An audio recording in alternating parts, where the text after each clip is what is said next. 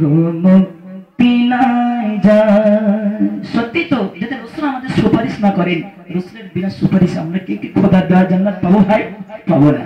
তাই দেখুন এই হাবিবে কমলি ওয়ালা দিল সর নবী দিদালা, এই হাবিবে কমলি ওয়ালা দিল সর নবী দিদালা,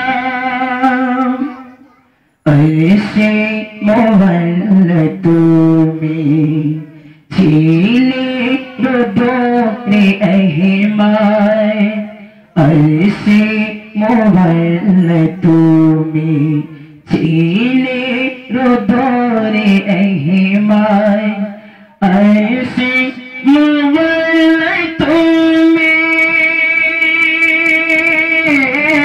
ছিলে রোদরে আহিমায়, ফারসে যখন আসিলে আর দেখে দিল মনে